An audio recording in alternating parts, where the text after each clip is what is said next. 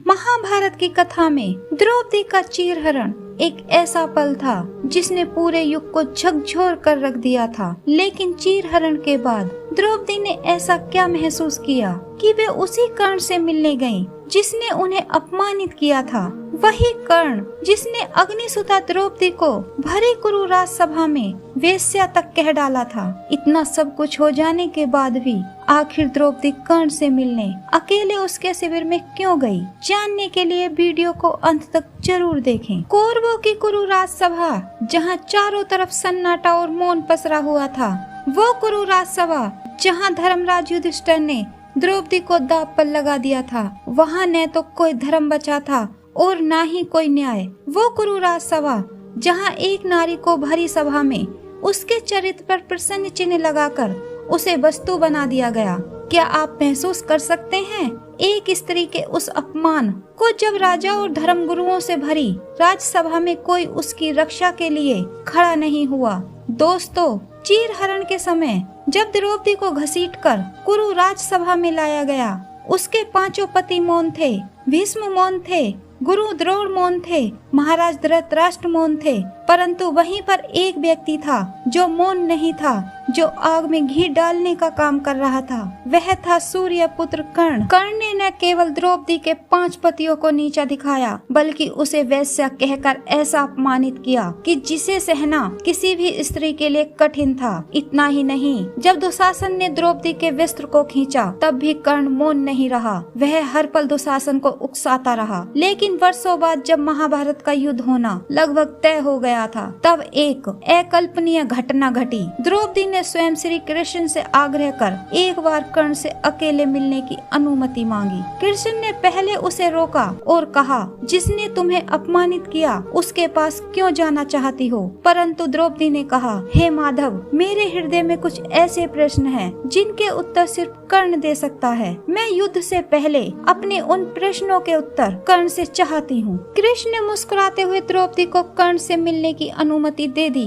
परंतु अर्जुन और युधिष्ठिर से यह बात छुपी रही। रात्रि का समय था, कर्ण अपने शिविर में विश्राम कर रहा था कि तभी कर्ण के द्वारपाल कर्ण से बताते हैं कि पांडवों की पत्नी द्रौपदी आपसे भेंट करने आई है। यह सुन कर्ण चौंक गया। कर्ण ने शिविर में प्रवेश कर चुकी द्रौपदी का स्वागत किया। कर्ण के चेहरे पर न घृणा थी और न क्रोध था तो केवल पश्चाताप। द्रौपदी ने सीधे कर्ण की आंखों में देखा और पूछा, कर्ण, क्या तुमने उस दिन मुझे वेश्या कहा था? क्या स्त्री का मान इतना छोटा होता है? कर्ण का गला रुंध गया और उसने कहा, द्रौपदी, अगर उस दिन तुमने मेरे आत्मसम्मान को ठुकराया न होता तो शायद मैं वह सब कभी न कहता। मैं आज भी वह अपमान नहीं भूला। उस दिन मैंने जो किया, जो बोला, वह मेरा क्रोध नहीं, मेरी पीड़ा थी, मेरा आहत अभिमान था। यह सुन द्रौपदी ने कर्ण से पूछा, कर्ण, अगर मैं उस दिन स्वयंवर में तुम्हें न ठुकराती तो क्या आज सब कुछ अलग होता? कर्ण की आंखें भर आई।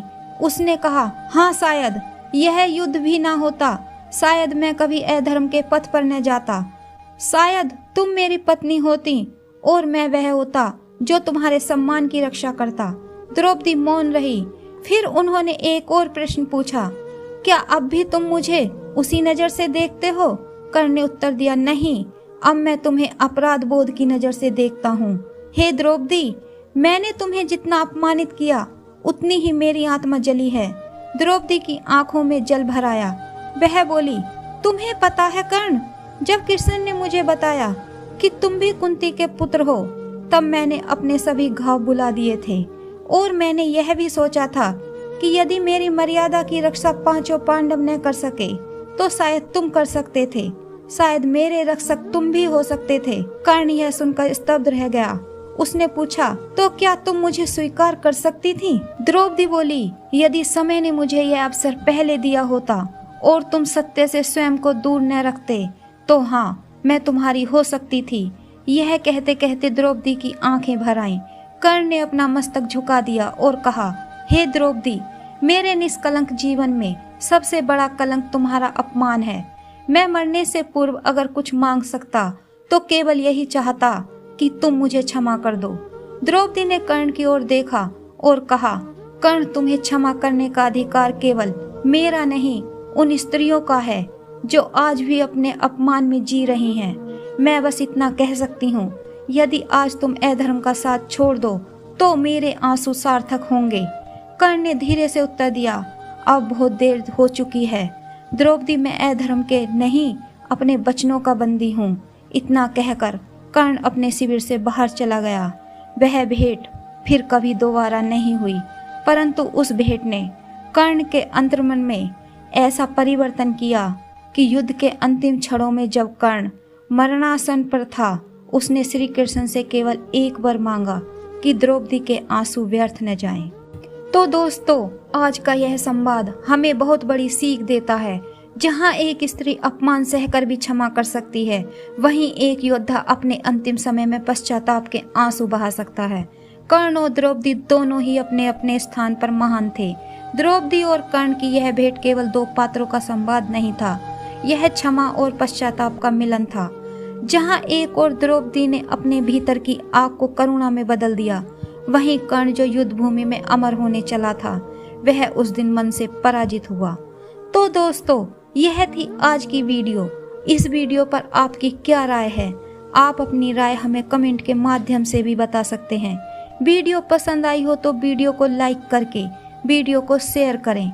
चैनल पर अगर नए आए हैं तो चैनल को सब्सक्राइब करना न भूलें। जय श्री कृष्ण।